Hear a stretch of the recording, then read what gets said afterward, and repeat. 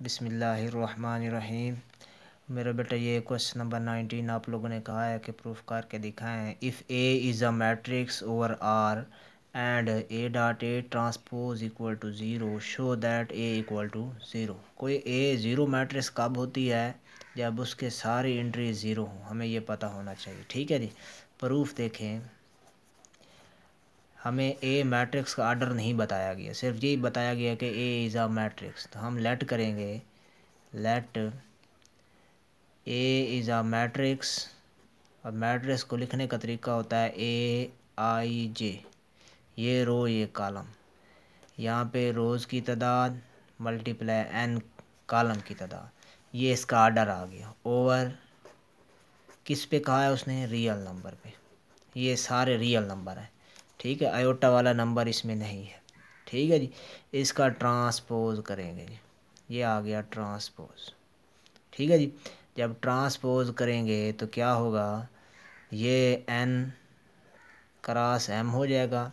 जो कॉलम की तादाद होगी रोज़ हो जाएगी, रोज़ की तादाद कॉलम की तादाद बन जाएगी, और एज इनकी एंट्री चेंज हो जाएगी, जगह सिर्फ चेंज होगी। ये बन जाएगा ए जे आई। ठीक है जी। मतलब रोज़ ऐसे हैं, कॉलम ऐसे हैं, ये रोज़ हैं, ये कॉलम। ठीक है जी। एंट्री जस्ट चेंज होगी, नंबर की एंट्री चेंज होगी, यहाँ रो और कॉलम नहीं चेंज हुए। इसको ये बात समझना, मतलब जो नंबर पहले दूसरी जगह पे था वो अब नीचे वाली लाइन में दूसरी जगह पे है, ऐसे। ठीक है जी। तो ये आपके पास है। अब इसका आपने प्रोडक्ट करना है। ठीक है। तो प्रोडक्ट होता है A dot A transpose is equal to, इसका प्रोडक्ट इस तरह लिखते होते हैं ए आई, और फिर इसको मैं लिखता हूँ और साथ में लिखता हूँ जी ए ये वाली जे। ठीक है। जब हम प्रोडक्ट करते हैं तो पहली मैट्रिक्स की रोज़ कॉलम और दूसरे मैट्रिक्स की रोज़ इस्तेमाल होती हैं। तो इसके कॉलम जे कॉलम और जो दूसरी मैट्रिक्स है उसकी रोज़, तो ये जो मैट्रिक्स है इसकी रोज़ हैं आई, तो ये इस्तेमाल होंगी। तो इसकी जगह आपने नया नंबर लगा देना लैम्डा, ये प्रोडक्ट को शो करेगा। और इधर शो कर देना लैम्डा फ्रॉम 1 to n। ठीक है। कैसे n आएगा ये मैं बताता हूँ। ये इसका जो आर्डर आया ना, इस मैट्रिक्स का आर्डर जो आएगा वो ऑफ आर्डर, ये आर्डर हम निकाल लेंगे ऐसे करके कि ये जो आपने पहले मैट्रिक्स लिखी है ना ए, इसका आर्डर है m क्रॉस n। ठीक है जी। जो बाद में मैट्रिक्स रखी है उसका आर्डर है n क्रॉस m, और इनको करेंगे कैंसल तो बन जाएगा m क्रॉस m। ठीक है जी। अब जो कैंसिल हुआ है ना, n कैंसिल हुआ है, तो लैम्डा फ्रॉम 1 से n जाएगा, और बाकी जो मैट्रिक्स जवाब में आएगी ये इसका आंसर है, उसका आर्डर होगा हमारे पास of order m cross m। ठीक है जी। बात समझ आ गई है। इसका आंसर आया m क्रॉस m मल्टीप्लाई होकर जो नई मैट्रिक्स मिलेगी। और जो लैम्डा है वो आपने लगाना है कैसे? हम जब हम मैट्रिक्स को मल्टीप्लाई करते हैं तो पहली मैट्रिक्स क्या लेते होते हैं? कॉलम लेते हैं ना। तो लैम्डा की जगह जे की जगह आ गया लैम्डा, और दूसरे मैट्रिक्स जो होती है बाद वाली उसके रहती हैं रो, तो जे आई इसमें रो को शो करेगा, तो आई की जगह लैम्डा आ गया। ठीक है। ये दोनों सेम एंट्रीज़ हैं, इनका प्रोडक्ट होगा, बन जाएगा ए आई लैम्डा का स्क्वायर। ठीक है। अब बताया गया है कि ये किसके इक्वल है? ज़ीरो के इक्वल। तो लिखेंगे कि given that equal to zero, ये आपको गिवन है। अब इसका सम है ना, लैम्डा, इधर लिखें लैम्डा आई 1 का स्क्वायर प्लस, सम को ओपन कर लें, फिर लैम्डा 2 का स्क्वायर प्लस सो ऑन, फिर लैम्डा आई n का स्क्वायर इक्वल टू ज़ीरो। अब ये स्क्वायर है, जब स्क्वायर हो तो हर नंबर प्लस का होता है ना, माइनस वाले नंबर पे स्क्वायर हो तो जवाब प्लस में आता है। इसी तरह से ये भी प्लस का, ये भी प्लस का, तो सारे प्लस के हों, तो नंबर जब सारे प्लस के हों तो उनका सम कैसे ज़ीरो हो सकता है? अगर वो सारे ज़ीरो हों, मतलब भी ज़ीरो हो, ये भी ज़ीरो हो, ये भी ज़ीरो, तो इसका मतलब लिखेंगे where possible only possibility is only if each a I lambda equal to 0 हो। अगर किसी मैट्रिक्स के सारे नंबर ज़ीरो हो जाएं तो उसका मतलब होता है वो मैट्रिक्स ज़ीरो मैट्रिक्स है। उसके अंदर वाला हर नंबर, अगर एक मैट्रिक्स है इसमें हर नंबर ज़ीरो है तो तभी हम इसको कहेंगे ना कि ये ज़ीरो मैट्रिक्स है। तो इसकी जगह फिर इसका मतलब है कि जो ए मैट्रिक्स आपने कही थी इसका हर नंबर ज़ीरो हो गया। इसका मतलब ये हुआ कि जो ए मैट्रिक्स है वो क्या है, ज़ीरो मैट्रिक्स है। तो मेरा बेटा ये क्वेश्चन नंबर 19 कंप्लीट हुआ जी। नेक्स्ट क्वेश्चन है, if A is a matrix over C, यहाँ पे सी मीन्स कम्प्लेक्स नंबर जो आयोटा वाले होते हैं, ठीक है, ये मैंने खुद से लिखा।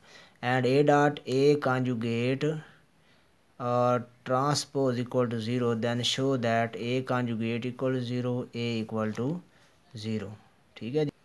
तो मेरा बेटा ये A conjugate A transpose equal to zero, तो ये शो करना है कि ए कॉन्जुगेट भी ज़ीरो हो, ए भी ज़ीरो। सेम उसी तरह से लेट प्रूफ में जैसे वो है ना, सेम वही, let A is a matrix of order I J of order M cross N, ये एंट्री को शो, ये इसके ऑर्डर को, ओवर सी, उसने जैसे कहा है ऐसे लिखेंगे हम, ओवर सी कम्प्लेक्स ना। अब इसमें ये जो ए आई जे है ना, इसका मतलब है कि इसमें वो नंबर भी हैं जो आयोटा वाले भी हैं, ठीक है जी।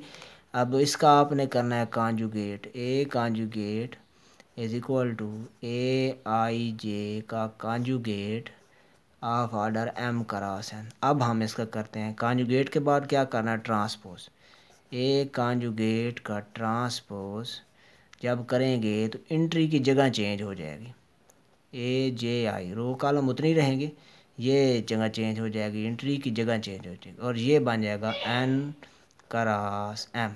जो रोज़ थे रो की तादाद कॉलम की तादाद बन गई, जो कॉलम की तादाद है वो रो की तादाद बन गई, ये प्लेसमेंट चेंज हुई ये।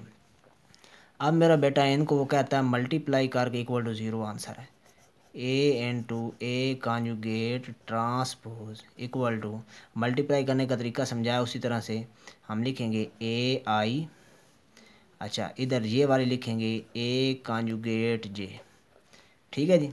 अब जब हम मल्टीप्लाई करते हैं तो फर्स्ट मैट्रिक्स की लेते होते हैं कॉलम, इसकी जगह लैम्डा, और दूसरी मैट्रिक्स जो होती है उसकी लेती हैं रो, ये रो आई को शो करती हैं, इसकी जगह पे लैम्डा लगा दें। और ये सम लैम्डा कहाँ से शुरू करेंगे, वन से कहाँ तक ये हम चेक कर लेते हैं, और इसका आर्डर भी निकाल लेते हैं। तो इसका आर्डर ए आई जे का आर्डर है एम क्रॉस एन, और ए जे आई का आर्डर है एन क्रॉस एन, ये कट गए, ये आपके पास आर्डर आया जो मैट्रिक्स जो आंसर आएगा, इसका जो आंसर आया ना, जो मैट्रिक्स में आंसर में मैट्रिक्स आई उसका आर्डर आया M cross M, of M cross M, ठीक है जी। अच्छा ये आपके पास लैम्डा इक्वल टू वन, और कहाँ तक जो कैंसिल हो, एन कैंसिल एन तक। अच्छा अब इसमें रोज़ भी एम है और कॉलम भी एम है, मतलब आई भी क्या है वन से ले के एम तक, जे भी कहाँ से वन से ले के एम, तो इसका मतलब है जे की जगह आई लगा सकते हैं, summation lambda from one to N A I J A I lambda और ए आई लैम्डा, ठीक हो गया जी। कॉन्जुगेट, अब कम्प्लेक्स नंबर में अगर एक जेड हो, एक जेड कॉन्जुगेट हो, तो इसका मतलब होता है वो जेड के मॉड का स्क्वायर है। ये इस वजह से इस तरह करना है क्योंकि यहाँ कम्प्लेक्स नंबर है, summation lambda from one to N A I lambda का मॉड का स्क्वायर, ठीक है जी। अब वो सवाल में बताया गया है कि ये जब मल्टीप्लाई होंगे तो आंसर ज़ीरो आएगा, ये आ गया ज़ीरो, ठीक हो गया जी। अब ये सम ओपन करें तो बनेगा ए आई वन मॉड स्क्वायर, अच्छा ए लैम्डा की जगह वन, फिर लैम्डा की जगह टू, आई टू मॉड का स्क्वायर, सो ऑन एन तक, ए आई एन मॉड का स्क्वायर इक्वल टू ज़ीरो। अब ये सारे पॉजिटिव नंबर हैं, पॉजिटिव नंबर का सम ज़ीरो उसी वक्त हो सकता है जब ये सारे ज़ीरो हों, only possible if each A I lambda equal to zero, ठीक हो गया जी। इसका मतलब ये हुआ कि अगर हर नंबर किसी मैट्रिक्स का ज़ीरो हो तो वो कौन सी मैट्रिक्स होगी, ज़ीरो मैट्रिक्स, ठीक हो जी।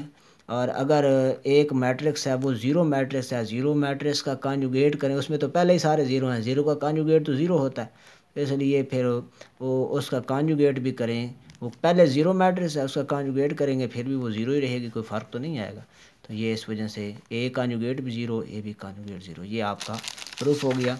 ये क्वेश्चन नंबर 19 में एक देख लें, यहाँ पे जे की जगह आई, क्योंकि आई और जे जो हैं वो 1 से ले कर एम तक सेम है, ठीक है जी। तो इस वजह से जे की जगह आई लगाया, फिर इनको मल्टीप्लाई किया तो ए आई लैम्डा का स्क्वायर हो गया। ओके मेरा बेटा, अल्लाह हाफिज़। ये हमारे इस चैनल को ज़रूर सब्सक्राइब कीजिए और लाइक भी कीजिए, कमेंट भी कीजिए और नेक्स्ट शेयर भी कीजिए। अल्लाह हाफिज़।